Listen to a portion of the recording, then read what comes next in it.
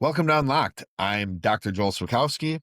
In this show, we explore how truth comes to life through real stories and real people.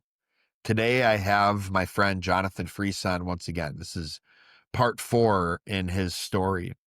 Now, in this installment, I think you're all going to be surprised. There's, of course, his story is compelling and great, and he does an awesome job telling it. But there's something that happens in this one that will blow you away. So I'm really looking forward for you to hear it. Let's dive in. Hey, Jonathan, welcome back. Thanks, Joel. Thank you for having me. Yeah, great to have you here. So we're in part 4. Yeah, nice. Part 4. Yeah, I love this, man. We're really leaning into the effective, I don't have it. Like I said last episode, there's no timeline on this podcast. So yeah, we're taking our sweet time with your story, and there's so much to unpack still. So where we left off last time is the pandemic had happened. There's this new church was birthed because what we had learned at Music of Life Church is that really there was 2 churches within this one church. So you had grown into, of course, embracing the fact that God had created you as a pastor and, had started, qualifying and training up and really having the confidence to be a senior pastor. So the timing of all this is really great. Happening during the pandemic was, Always a kind of great time to ironic. start a church. It Always was a a great great time. time. It was for us, right? And it Oh, worked out really well. absolutely. Yeah. And yeah, so that's where we're at. You're the senior pastor of this new church that was birthed. And it's great because this 2 churches within one church. Now we're able to be more effective. Both groups of people, the Jonathan group and the Joel group are able to Yeah. lean in more into who they are, because they're not also having to account for being like these other people. Now we can just be ourselves. So yeah, I'd love to just take off from here. What was it like being senior pastor of Mulk A, and what happened from there? Yeah. So I it was an amazing experience being the senior pastor because it was very much community building. So we Yeah. were very, very, very focused on building the leaders and helping everybody feel connected. Simon and Patty were, Simon Nielsen, Patty Dempsey were absolutely incredible associates. And we were all kind of learning this new role together. And it was exciting for me to be preaching every week because this was when I had a little bit of an epiphany about God and how he works in our lives, because all of these stories in my past of me being an idiot, or all of these things that I did on the road, or all of these things that I was sort of like, ugh, man, I really was not being myself. I really did not treat those guys well. I really wish I would have done this. I wish I would have done that. I could have been a better friend. I could have been a better bandmate. I really saw Music of Life Church Appleton as a band. Like, I thought, Nice. this is my opportunity to be a part of a band again. So Yeah. I wanted everybody in the church to sing, in a sense, meaning like I wanted everybody to speak. Oh, yeah. So we had a story that everybody would get up and share. Like, they would share their testimony, they would share um all of these different questions, and that was always an intentional time so that they could not only connect with me as the pastor, not only Patty, not only Simon, but also individual leaders of the church. So I wanted everybody to, have their own instrument and be a singer. Like, I love the bands where everybody in the band sings. Oh, okay. Yeah. Like, so everybody's got a microphone and they're all singing harmonies together, and it's like, that to me is one of the coolest types Yeah. of bands out Yeah. there, Nice. where everybody in the band sings. So I wanted everybody to speak. That was my mentality of singers. Singers are the speakers. Let's have everybody speak. And we were just focusing on developing this core, this foundation. Well, it was, pretty much the same people were showing up every week, and I was getting the opportunity to share about all of these stories in my life that had happened, being on the road and growing up and being a part of a church, these different churches, and learning what I learned about being a pastor. Joel, I got to tell, like, my whole life story seemingly at Yeah. this church from preaching. It's like, and so what I felt in that moment in the epiphany was, "Oh, man, God is gonna use everything in my past. He can use everything." Yeah. Yeah. You know, he's gonna turn all of that into something that is beneficial or profitable for other people if I take direction from him and if I follow him down his path. So it was like this incredibly redeeming season in my life of being able, and it was incredibly healing for me. And so what I felt in this church is this is like the easiest church in the whole world to come to, because Yeah. it was like I would tell a story, I would give like the littlest bit of understanding, and then there was some music and we would play, like, I'd play an instrumental song, we'd sing a song, and we were done, and I went, "Wow, this is so easy. Yeah. This is so." I mean, I was sitting there going, "I'm getting healed in this place. Hmm. I'm starting to feel the damage in my past is being repaired," and it started to make me mad. Yeah. I Okay. w I started to get mad because where are the people that have been hurt? Yeah. Why aren't they experiencing this healing? Like, Hmm. how come, what is it gonna take to get awareness out there of the church? So, we had different events, we had different things like that, and I was thinking maybe what we need to do is I need to go. I was like, "Screw this. Maybe what I'll do is I'll just grab a guitar and I'll go, out on Saturday night on College Avenue, and I will start playing worship songs, and I'll just, you know, argue with people and tell these drunk people to come to church." If people go, "Wow, that's a really great song," or, "Wow, what are you doing out here?" And there's a sign that says Music of Life Church Appleton. And I was like, I'm just maybe that's what I need to do. Maybe I just need to go out there and, Get in people's faces yeah, more. get in people's faces, Yeah. do that. Like, be that guy who plays music and is just telling people to come to church. But I thought, side by side with that idea was, well, maybe I could start a band again.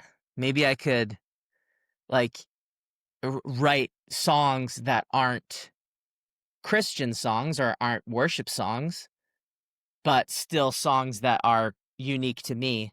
And Yeah. that's when my friend Ben and we got together, and Ben and I started changing these worship songs. Like, I moved some lyrics around, and what I call it is it's the South Park episode. South Park did this episode called, like, I can't remember what it was called, but Cartman starts a band proving that he could go platinum basically Yeah. If in he South played Park, Christian music. and he goes, "Oh, I know how to do this. Yeah. I will take secular songs and that are love songs, and I will just add the word Jesus to them, because that's essentially what any praise and worship song is it's a love song with Jesus in it."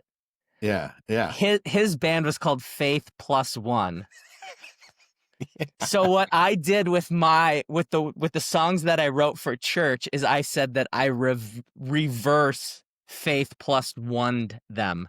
Yeah. Right. Faith minus one. Exactly, there you go. Doubt minus one, Yeah. but, Duh. so I reworked some of these songs, and I was like, would this work as a rock song, or would this work as a pop song? Would this work whatever? And so I sat behind the drum set, and I was like, "Okay, Ben, let's hash these out and see if we got something." And so him and you know, we started to work on these songs, and it's like, I think this is a thing. but I think we need a bass player, and that's when it Okay. was like, you know who could be a really good bass player? Somebody who plays guitar and somebody who plays drums, Yeah. and that was Simon. Yep. So Simon, Ben, and myself, we started to play these songs together, these reverse Faith Plus One songs, and it was like, I think this is a thing. Yeah. So what we did is I just kept writing, and with that, with that spirit in mind of just like, no, let me just see if I can write a song and share about what's going on in my life. Um, uh, we wrote a bunch of songs, and I was like, okay, well, I wrote a So bunch of you songs, reworked because you had written quite the catalog of worship songs at that point. right? So you reworked some of those, but you also started writing new original songs just for this new band too, right? Exactly. I didn't have confidence that I could write like a rock song. I didn't Okay. have confidence that I could write like a pop song or whatever. So that helped give me the confidence to go, no, I think this is a legitimately cool sounding song. Yeah.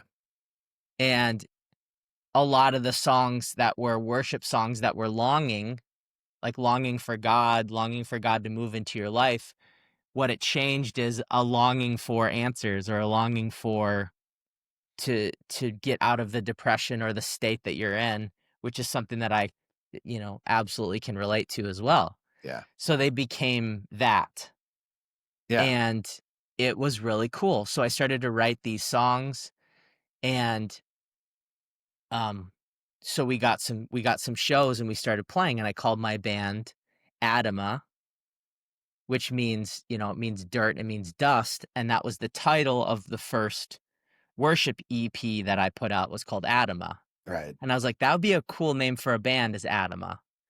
So the only other band that was named ADAMAH was like a Swedish hardcore band. And they haven't really done much work, so I thought the name was pretty safe. They usually don't do shows in the Fox cities either here in No, Northeast no, Minnesota. there's a good distance between us. Still waiting And on that non-compete to hit your doorstep.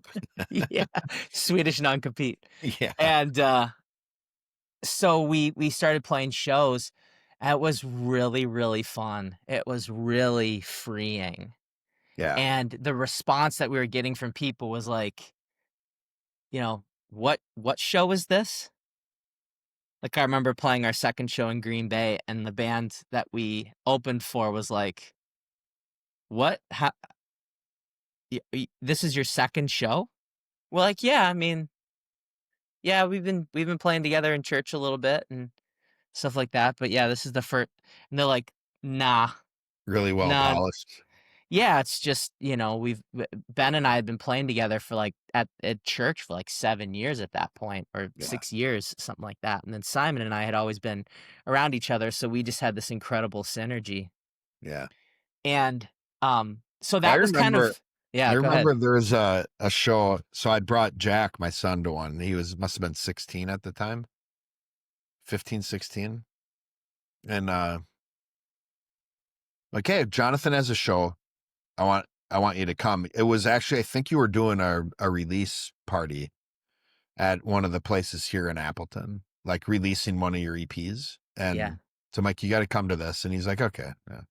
Like reluctantly, I'm like, I don't know why like, get your attitude in check, dude. This is going to be awesome. Right. I'm like, dude, this music is incredible. He goes and, we're just sitting there and he's on his phone and you guys start playing and all of a sudden he's just like, Hmm. and he's like stands up and like through the rest of the concert is just jamming out with the rest of us. Right. And on the way home, of course, I took for granted that he knew, or I thought he knew, like you had started this new band that was essentially a rock band.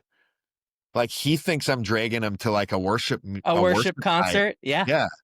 Where it's like, 16, I get that. I would have been reluctantly dragged to a worship concert too, as good as as good as you are too. But it's like, yeah, he's like, well, Dad, I didn't know these were like like real songs, right? Dude, this is like real. This is really great. Like really great. So that was like there was this big difference in that. I think a lot of people very early on were just like, "Whoa, Yeah, this like is like." it had Even the people something. who knew you, right? Just like this is, yeah, okay. There's something here for sure. So it was so I remember the first show that we played, after the very first song, the applause that we got, because it was pretty much all of us. It's just all of our friends there, right? Everybody from church. We've been talking about this band, and after the first song, there was an applause in the room, not of like celebration. That's not what I felt from the applause. What I felt was this like this relief that this wasn't bad. We don't have to pretend that it was that we liked it. Exactly, like, oh, like this song was over, and it was like I almost heard a sigh in the room, like, oh, and then everybody starts clapping, like, and then that's when I said, "We did it, everybody. Yeah, We yeah, were yep. we're I remember we're that. we're really doing it." Yeah, And it was this relief, and then the rest of the show was just people were like, "Wow, I can't believe this." yeah, But I, in the band, I don't know if I've said this, but I was the lead singer and the drummer at the same time. Ben played guitar, Simon played bass, and it was the 3 of us. So yeah. this was ADAMAH, and, Well, and then yeah, you playing the drums and being the lead singer was always novel too, right? Most super people you don't novel. see that often at Right, all. right, So that always was like another cool, really cool thing. yeah. Yeah, So I man. just I just loved it, and really what it was is it's like, I wanna get back into that world, and let's just talk to people. Let's meet with people. Let's get ourselves in that world and build a bridge from that to what we're doing over here. That's and honestly, that's there was this really cool, you know, parallel with Adama and what you guys were doing, even just interacting with people at your shows, and what the purpose of Mulk Appleton was. Right. I mean, Right. there were even times that as the pastor of Mulk Appleton, you were saying like, "Hey, here there's a show this night. We can use it as an opportunity to talk about or to not even to have necessarily talk to people about church, but these are our people, people Yeah, who are out and who like go and interact with people and have fun and get to know them and maybe give some encouragement or bear some pain, show some compassion." exactly. And I thought that, the shows were obviously rough. You're a new band, so you're trying stuff out. But I knew that it was important that we weren't bad.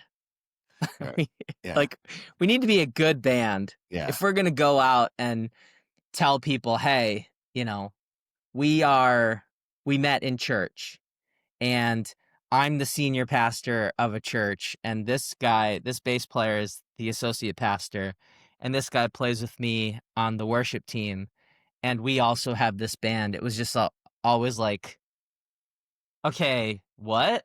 Yeah. Like, I don't know how to place that, and it was like, well, there was many people who were like, "Well, I need to come check that out." Like, how does Yeah. that work? And it was cool because it did open up the doorway for a lot of conversations, to meet with people, for conversations to start again. And again, I think it was a process for me of being able to have this band where it was very much for me to heal. Yeah. And so what I did is, before band practice, Morgan and I were living in Milwaukee at the time. So I would drive from Milwaukee to have band practice, and I would bring like a cooler of food with me. And when those guys would get done with work, that was the first thing that we would do. I said, "Oh, I'll bring some snacks." And the first band practices were just like it became like full on, okay, Jonathan's making a spread. Like, "Oh, I brought tacos." I know I was going to bring like chips and salsa, but with the chips and salsa, I brought tacos and blah, blah, blah. And it was just really fun because So I'm feeding these guys, I'm getting to lead these guys, I'm getting to like, I was so grateful that they were giving up their time and energy to help facilitate something that's really, really important to me, like being Yeah. in a band and creating this music together, and it was really fun. So, we went in the studio together and made an EP, and we started playing shows all over the place, and just I mean, well, in the area, and it was really, really great. It was so fun to have this creative outlet again, to have a band again, and it was like being a kid again, but getting to go back and redeem that. So now I'm the lead singer.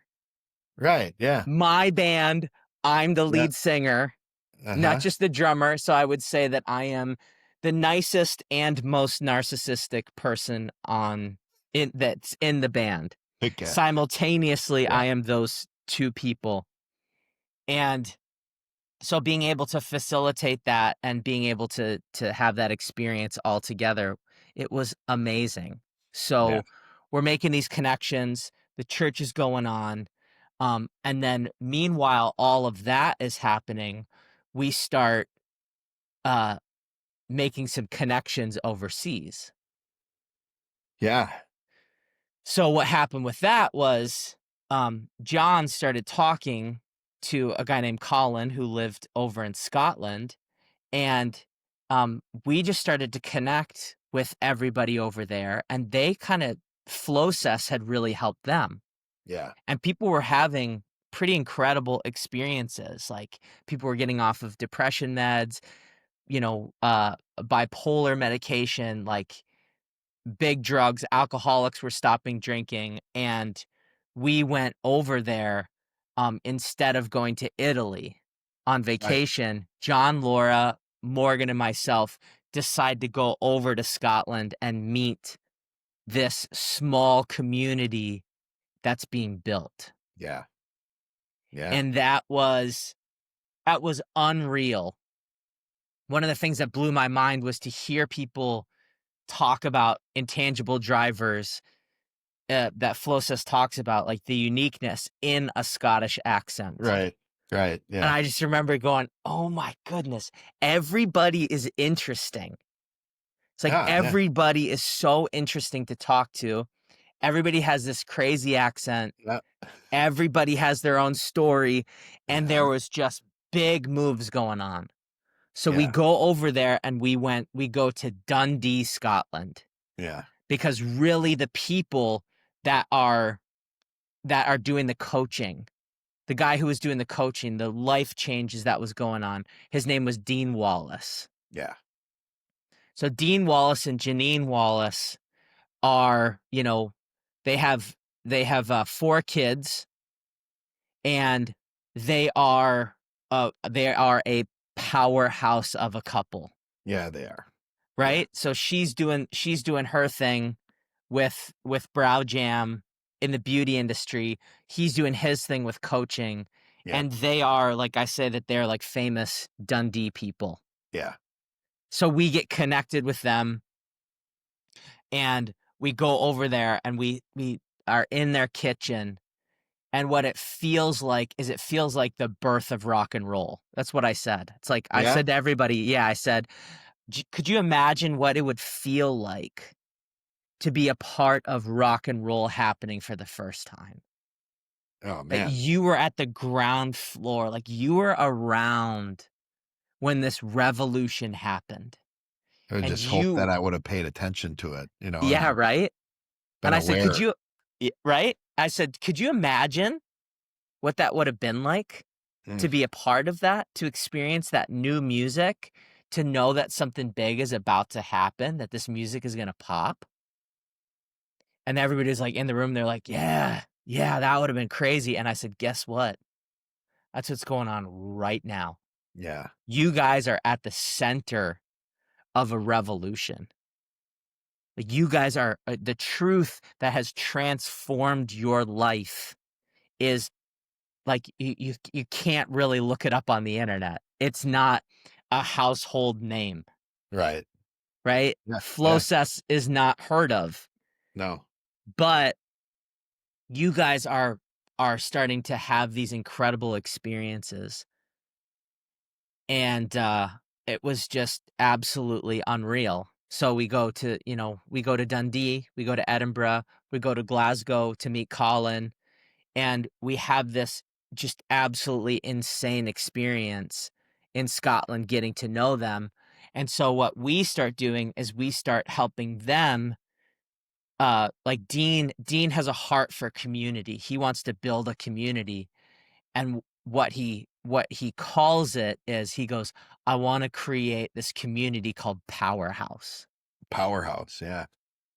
And this powerhouse community is where people can get energized individually, in their marriages, in their friendships, and then their friend groups are gonna get energized, and the city's gonna get energized, and then this country is gonna get energized, and the whole UK and the whole world. And Yeah. he's just this, when we went over to visit, I was like, "I need to be around Dean." Yeah. Right? I was like, wherever he was, I wanted to stand right next to him, Yeah. There's shoulder to just shoulder. electricity running through that guy, right? And I was just like, I must be around him. And he really helped me. Again, another epiphany that I had was, I was like, I think this guy's a shepherd. Mm, I think this guy is like a true pastor. He's got a yeah. pastor's heart. And in his kitchen, all of these individuals are sharing about what's going on in their lives. And I'm like, and they were all coached by Dean. They were all Yeah. pastored Yeah. by Dean. And I went, I got an outside feeling of what it's like being around a shepherd, being around somebody who's gonna help you, care for you, and lead you. And I was like, "Oh, me too? Is that Yeah. me? Is that what I'm like?" Yeah.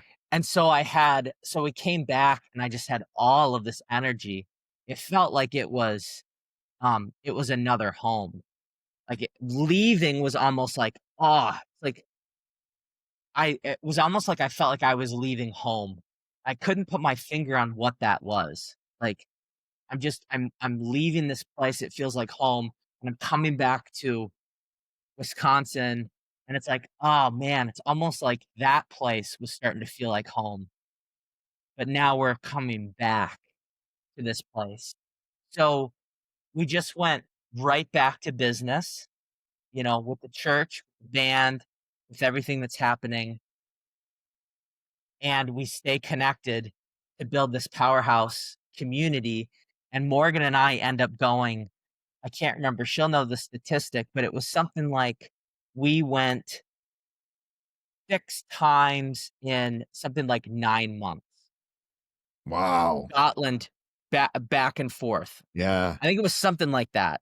It was right around there, but it was like every other month That's incredible. or every month, every 6 weeks, we were going Yeah. to Scotland to talk. We started having these powerhouse events. We're like, "Yes, we wanna be involved. We wanna continue to grow this community and Yeah. do what it's gonna take to build it." So everything is starting to kick off, and we're building, our leaders are getting stronger, and we play a show, I think it was on Saturday, June 11th, and we play this show. My parents come, and it was a bigger show, so I think it was, like, our first time doing it at, like, a big rock venue, Yeah. and we go there, and we blow the roof off the place, Yeah. and the club promoter says to us, "I'm never gonna have you guys open again." He's like, "You should headline Nice. because all of our people come in, and all of our people, like, I get everybody singing, everybody's participating, everybody's in our friend group, in our community is showing up to be a part of what's going on. Yeah. And it was just absolutely electric. And I remember, going to bed that night just going, "Oh, this is there's something big that's happening." Yeah. So, Morgan and I get up the next day, and we're trying to get our steps in because we don't wanna be fat. Yeah. Because Probably we want keep going and traveling and walking Yeah, all day, well, right? we have a trip to the Cayman Islands that's right around the corner. You get So, it swimsuit wet ready. That's right, we need to get ready. So, we love walking, and that's when we talk, that's when we process, we have the best conversations when we're walking, um, and what happened is we came to a stoplight. It was the probably the biggest intersection on our walk, and, um, we waited for the light to change, and I said, "Okay, Morgan, we can go." And we started walking across the intersection, and to our left, a car was turning right. When we were walking, we were pedestrians, and it was a white SUV, and it hit me, hit my leg, and it spun me around. So I fall down, I hit this SUV, and then I'm spun around so that I watch full view of Morgan take the full impact of this SUV, and Oof. she takes the full brunt of the impact. She gets knocked over. Her feet fly up in the air. I watch her head smack against the concrete, and then I see half of her body, like, disappear under the car. So she skids across, and I, you know, scream for the driver to stop. Call the police, call the police, and I run over to Morgan, I sit her up, and all of a sudden, blood starts pouring down on her shoulder from her head because it smacked on the concrete. I take my shirt off, I put it on her head, and she's just like she is out of it. Yeah. I'm kinda checking her over. I'm looking to see if she's okay, and I'm like, "Morgan, are you okay?" And she's just struggling for her words. She eventually just goes, "Yep, I'm okay." And I was holding her in the middle of the street, and one of the things that just in that moment while I was holding her, I knew that God was trying to bring us somewhere. I knew that Wow. he had great things planned for us, that these unjust situations don't just, I if that was caused by God, then he's gonna use this, or if it's Yeah. not caused by God, God can use this Yeah.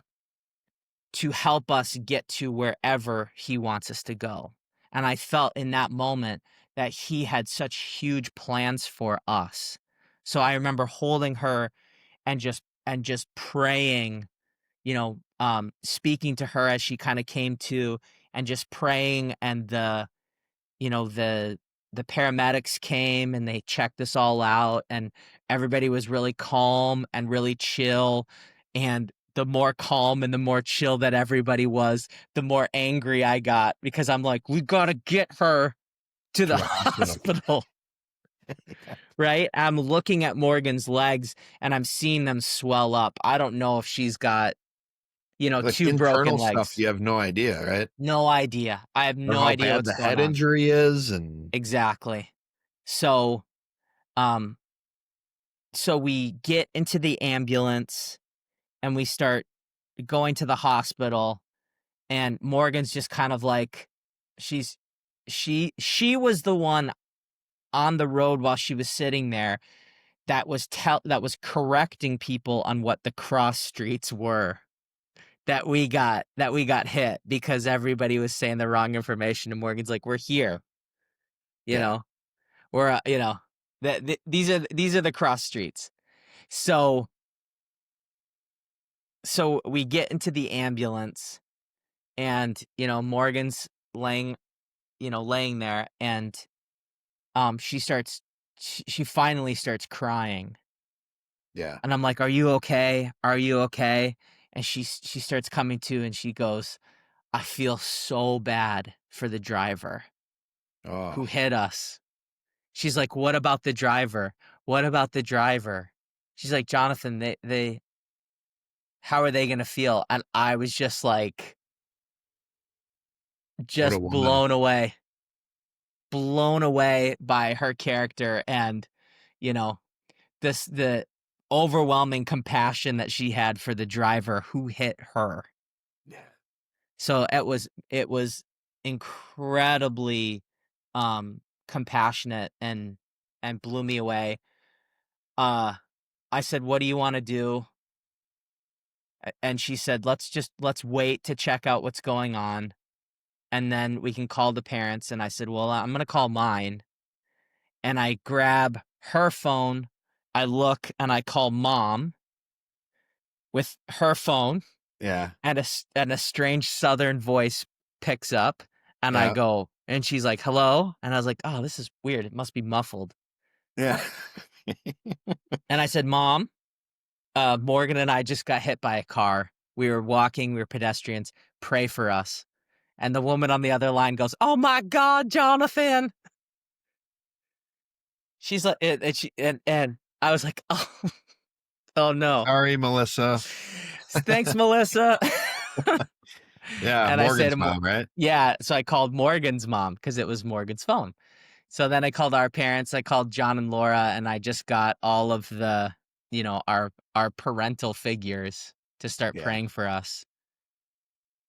And we get wheeled into the hospital, and this was when I felt like I had my own dark night of the soul, because Morgan got wheeled to one side of the hospital, and I got wheeled into the other side, and we got separated. And I remember being in that room alone, and they were checking me out, and there was like 3 nurses, 2 doctors, 2 police officers, and with everybody that came in, and they were all, staggered, it was, "When can I see Morgan? What's going on with Morgan? Can I see her?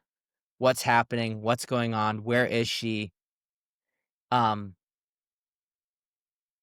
and they said, "Oh, you're gonna see her. It's gonna be fine. It's gonna be fine." And I'm giving interviews about what happened. I'm telling the police officers, going through the events. And I remember sitting there going, "Oh, this is so broken. This is such a like I need to be around Morgan. I need to see her. I need to hold her." And just wanting so desperately to trade spots with her, and being in such a rush and in such a hurry.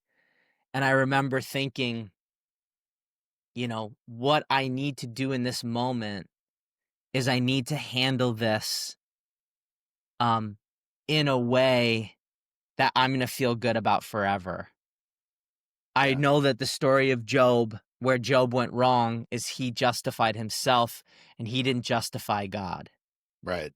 And in that moment, I remember sitting there going, "Okay, there's 2 options here. The first option is we deserved to get hit by this car.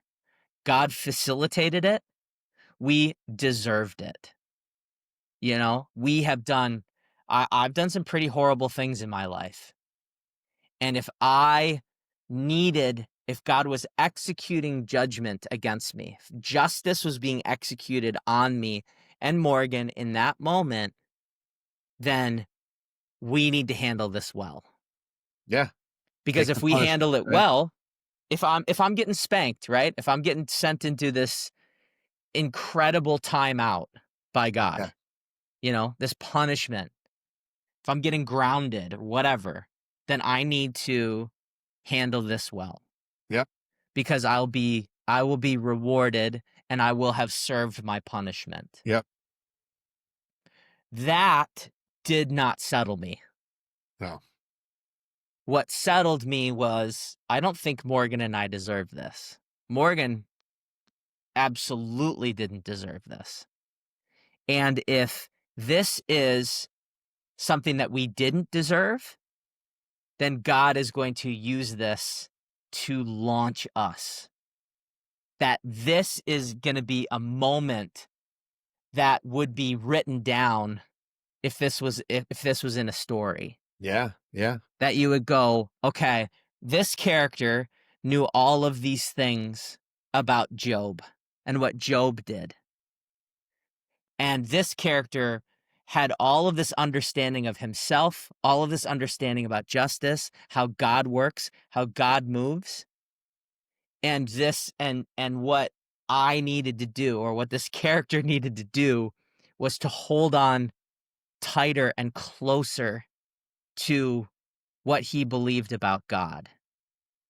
And that's what I did in that moment, Joel. What I did is I went, okay, I don't think we deserve this. And God is just, so he's going to reward us for this.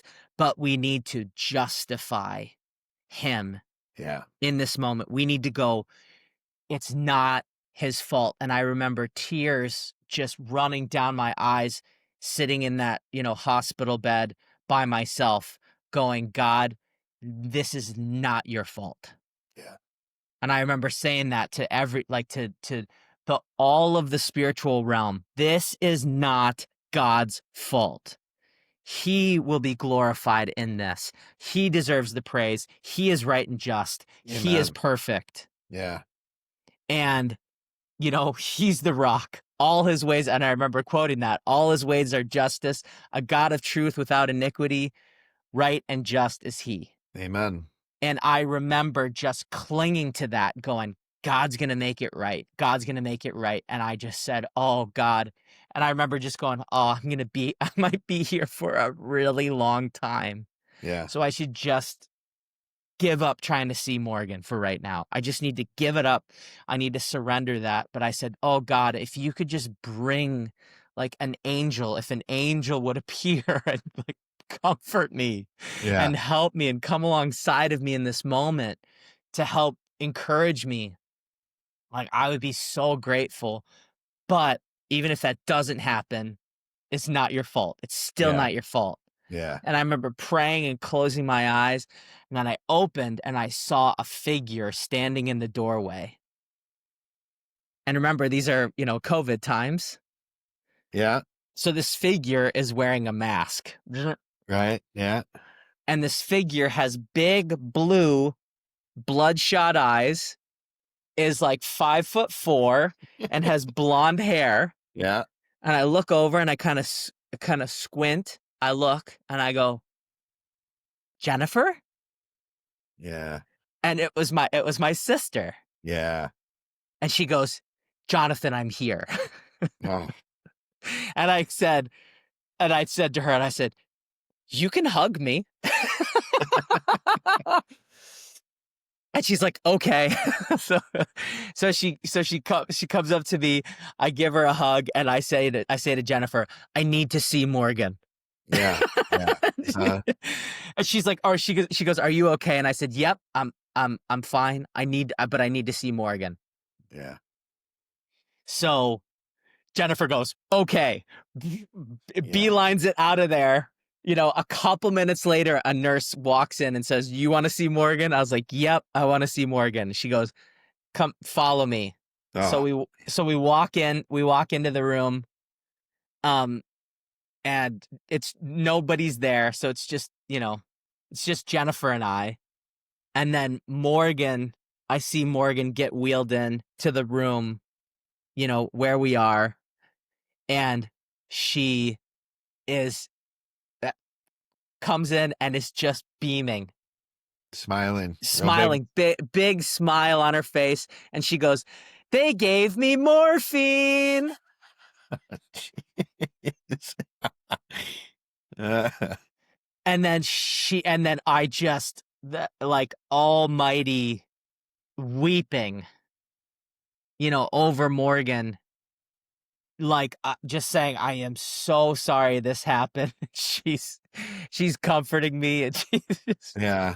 and I'm like, "Oh, I wish I could trade places with you. I wish I could trade places. I wish that I was the one in that hospital bed." And then I remember saying, "No, I don't wish that I was where you are, because then you would have to see She what would I be had." where you are. Yeah, because and so I learned we just got hit different ways, you know? Yeah, yours was more mental and emotional, It right? was, yeah, it was. And so she's getting staples. She got like 14 staples or something like that in her head. And the nurses were like, "We've never seen anybody not flinch." You came in to see us, Yeah. which was absolutely amazing. Um, and you and Jennifer were just like, because there was only one person allowed in the room. Is that what it was? Yeah, I think so. I mean, it Yeah. was like So even in the lobby, like it was like we were right. This was like me and Jennifer's husband Eric were out in the parking lot waiting for our turn to be able to come in. yeah, So it was like really lockdown time. Yeah. yeah. You came in and giving big hugs, and Jennifer, and just so many tears, and everybody was so casual, and they're like, "Oh man, I've never seen somebody not flinch by getting staples in their head." And Morgan's just chill, and they have a squeeze bottle, and they're like squeezing the Like blood and all the irrigating it. dirt, Yeah. yeah, Yeah. out of her skull, and just all of that, and it was just that was absolutely bonkers. And we so anyway, we had called my parents in the ambulance. They showed up. Um, we got let out of there, and it was just pure shock. Just not like I know what it's like to experience trauma, like, in a different way now, where I remember holding Morgan and being in the hospital and going like, this is not real. And the only time I felt this bad is in a nightmare. So you sit there and go, "Oh, I'm gonna wake up at any minute." And the fact that you can't is like, that's a really wild experience. And so with with so we end up going home. I remember having a conversation with my dad. Both my parents are like, "Are you okay? Is everything okay?" And I said to my dad, "I'm not okay. I No. am not okay." And he goes, "I'm not okay either." So good. Yeah. Such a good line. Yeah. So we come back home, and we have that was one of the hardest nights. Morgan's got ice packs on her legs, and she is walking around like a 95, 100-year-old woman. Yeah. And Because you guys sh you didn't have even a night in the hospital, did you? mm-mm, no. And they were just, so it was like from the top of her head to the literally the soles of her feet was bruises all over. Like, she still Yeah. has the scars. She still has a bald spot. She still has road rash on her shoulder. She still has road rash on her knees from it happening. She's got like an ankle thing. And so she carries those scars with her. And I remember watching her progressively get, like, every week was like 5 years younger. Yeah. And I remember saying, um, I remember praying, and again, just thanking God for what he's doing in our lives and being there with us. And, his presence was definitely felt. He was hard to hear because it was noisy, but he absolutely made himself known to us. And I was so adamant at every time going, this is not God's fault, though. This is not God's fault. Right. So, but it was so unjust, those experiences, and processing through that with Morgan. Seeing my young wife, who I got married to just this was 2022, so we'd been married for 4 years. It's like my newlywed, where watching her walk like a 100-year-old Yeah. around the house was like it was so unjust. And I remember saying to people, people are like, "I have no idea what it is you're going through. I can't relate to that." And I remember saying, "Well, why don't you like who's the person that you love the most?" Um, and I'd say, "Think about that person. Now, if you want to know how I'm feeling, imagine them, getting hit by a car or imagine them almost dying in front of you." Yeah. And I remember sharing that story with you, Joel, and you're Yeah. like I you're don't like, want to. "I don't want to." And I said, "You got it." I said, "That's how I'm feeling right now." And so it was very much I I still don't used want to. yeah, I know. I know. And that's like that helping what I did is I feel like I helped understand with everything that we know about the mind and the brain, everything that we know about God, I had to use all of it. It was a singular moment in my life where I needed everything all at once. I needed everybody in my life. I needed everything that I've learned. I needed all of God. I needed all of my family. I needed everything all at once. And I just used it more. Morgan and I used that more. And I went, "Oh, I have PTSD." Oh, I said, "I have major yeah. PTSD." And I was like, and I know from all my executive coaching meetings about what it's like to have PTSD, like, or explaining to other people, you have Yeah. PTSD. What that means is you have Yeah. damage in your amygdala, you have damage in your conscious brain, you have damage in your conscious brain, these three areas. And what you need to do is you need to deal with the damage in all these three areas one at a time, Yeah. and you need to deal with all of it, or else it's like you did none of it. Yeah. Yeah. And all of these tapes start playing in my head of like all of the coaching I've done, Yeah. all of these meetings that I've had, all of these things that I've preached about here's what you do with trauma. Here's how you overcome this. Here's what you do conscious brain, unconscious brain, this part, that part. And I go, I need to fricking do all of those things. Yeah. I need to live everything that I've been teaching. Yeah. And now is the time. And so during that time, I'm the senior pastor of Music of Life Church Appleton, and I preach every Sunday about the trauma that I am dealing Yeah. with. And the church, again, helps me heal because I'm sharing the story and I go, I have to share. So, Joel, it was like, it must have been a month and a half that Yeah. every conversation you and I had was how Mhm. you doing? How's it going? Oh man, I had this thought. I had this. I was going through this. I was feeling like this. And I was able to explain it. I was able to explain the fact that I have this damage in my life and this pain that I experience. And it is so deep. I remember saying this to people. I cannot tap bottom. I can't get to the bottom I of it. can't Yeah. get to the bottom of it because Yeah. I keep sharing it, and it just hurts more. But I Yeah. know that that's how you repair. So Yeah. I need to keep sharing. I can't isolate. I know that doesn't work. I've seen everybody isolate before who's had trauma, and it doesn't work. So I need to share. And it's like I remember saying to people, I'm going to be annoying because this is all I could think about. It's like Morgan is right in the other room. She's taking a nap, but she's got ice packs on her legs and I need to change it. And she was struggling and she had to lean on me to use the bathroom. And it was just like, just, and then I just remember going, like, but I need to just forgive the other driver. I need to forgive the driver. I need to Yeah. forgive everybody. It's like, hey, humans do this to other humans. It wasn't malice. It wasn't, Right.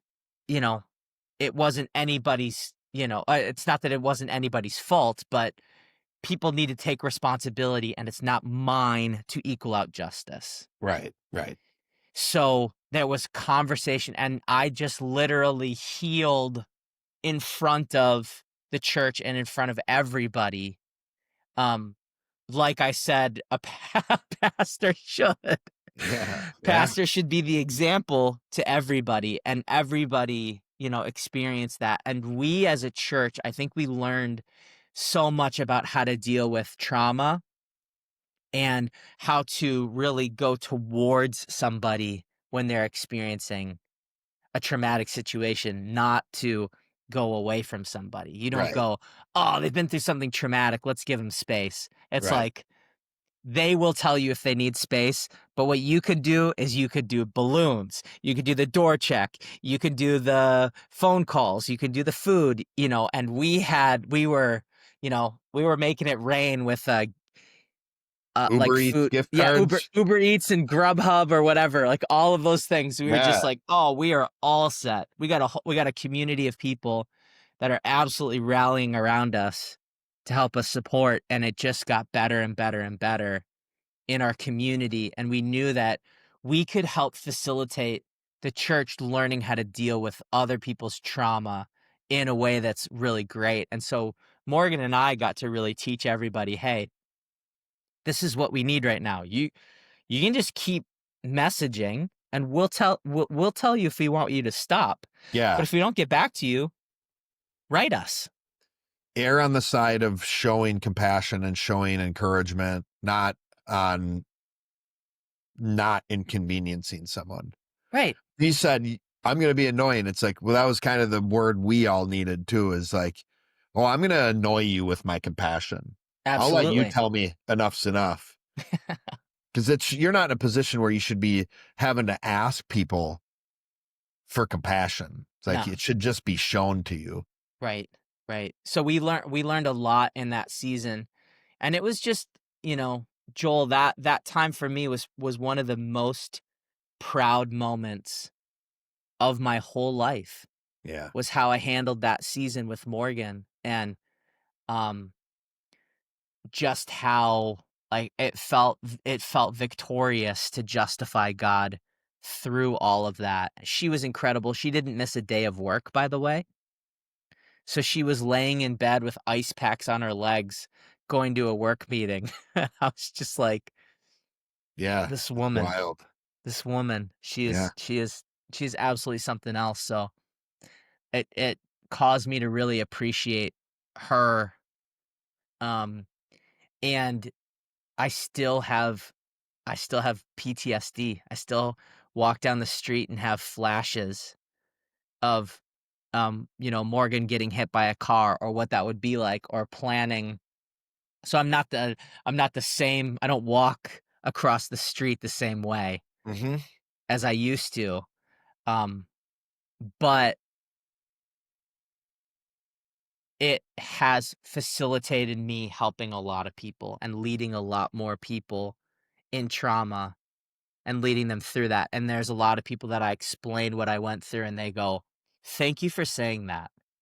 Thank you for explaining it like that to me, because I didn't have the words for what that felt like." And it's like, Yeah. what I had all of this understanding.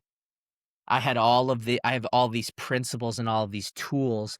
And now this experience came in and brought life to all of that. Here's what it's like to share it.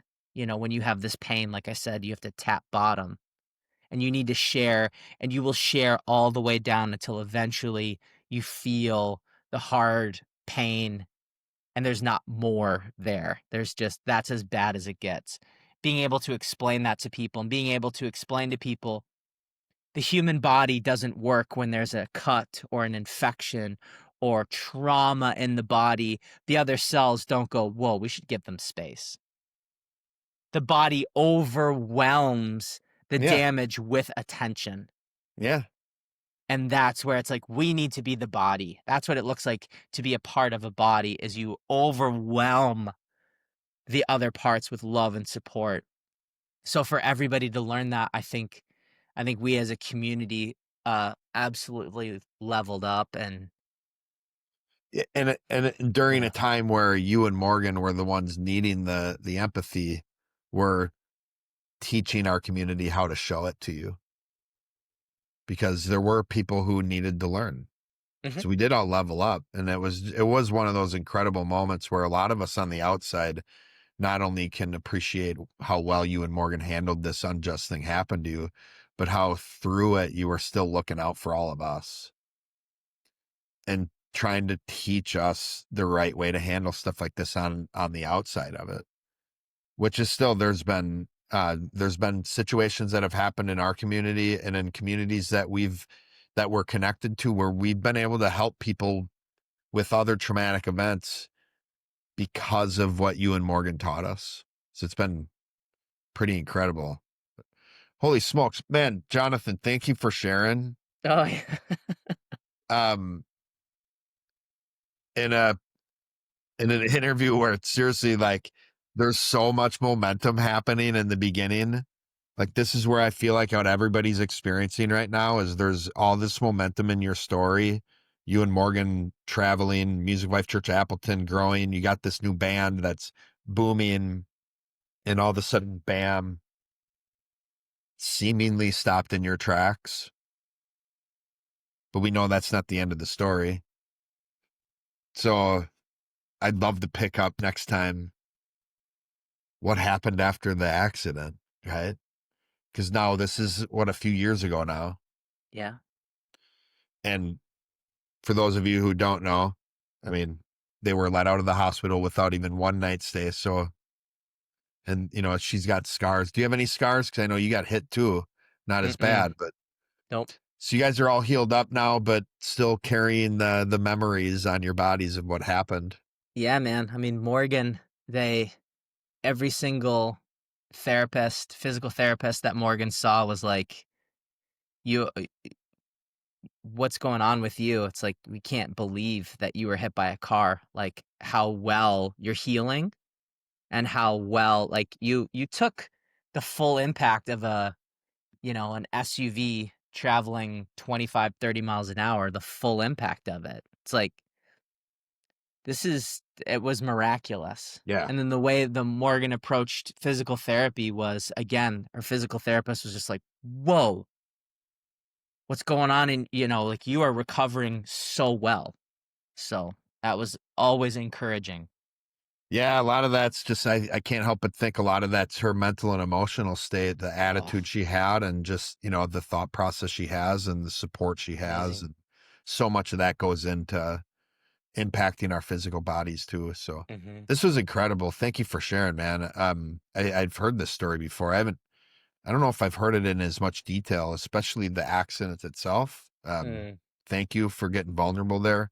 And man, definitely pulled on some emotion in this one for sure. So man, thank you so much. I my owe you. pleasure. Thank you. I can't wait to have you on again. Can't Talk to you wait to later, be man. Alright, man. See ya. All right. Bye-bye. Right. Wow. So first, I just want to thank Jonathan again for being on the show and for sharing this story. The accident, right? Pretty incredible, uh, tragic event that definitely they handled in a way I've never heard people handle something like that before. There's just a couple things I want to cover in this part of the episode. 'Cause as you saw, Jonathan does such a good job of teaching as well. So one of the things he does great is when him and I interact, he will adjust how he interacts with me by also moving to this gift of teacher.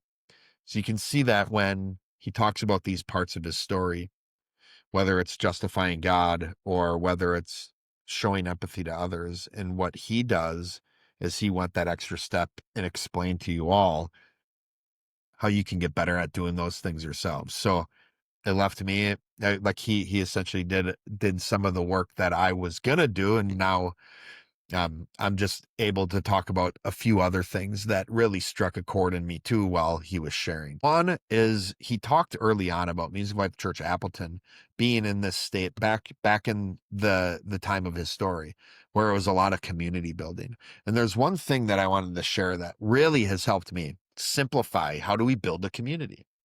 How do we, add new people to it? And how do we, you know, be leaders to the point where we can interact with people at a human level and not just be focused on numbers? So really community building comes down to three steps. One, I need to just meet a person and connect with them. The art of saying, "Hi, my name is Joel Swakowski. What is your name?" and shaking someone's hand seems lost these days. That was something I taught Jack very early on. When he's like 4 years old, I taught him how to shake a hand and look someone in the eyes when you say hi to them. And for years and years as a little boy, he would always be affirmed for like, wow, what a really good handshake. You don't see it a lot in little kids. He always has had a really great handshake, but it was something I taught him. Do you know how to meet a person and just connect with them? The second thing is I need to get to know that person and what they need. Can I go one step further than just connecting with them? Can I get to know them and what they need? This may be some, hopefully if I connect with this person, it's like, hey, let's get a cup of coffee or a meal or, hang out at church for a little bit. Just get to know them and what they need. Then the third step is connect them to the person who can help them best. Now, notice here, what this does is it branches out this connection that I have with this person and adds another person to the mix.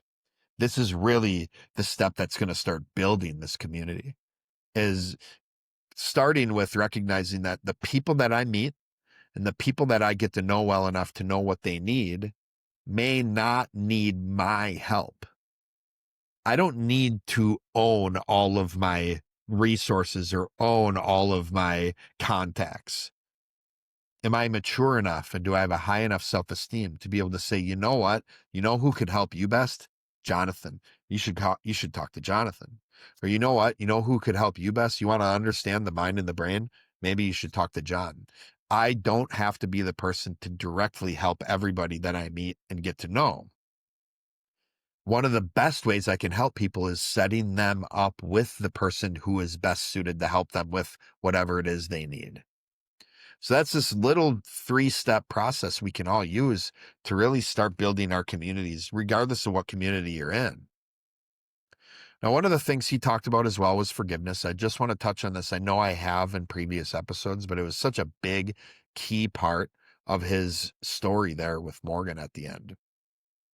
So forgiveness is when I state my will that I will not equal out justice on my own, even if given the chance.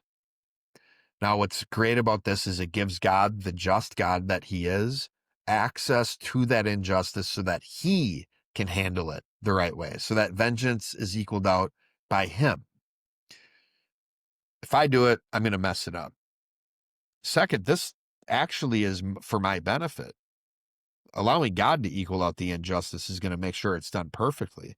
Plus, I can let go of that injustice, get it off my, off of my chest and it not be carried around like this burden I have with me. Now, something to keep in mind though, if you understand forgiveness well enough, if you understand that it is stating your will, that you won't take out justice on your own, there's nothing in there that says you feel good about what happened.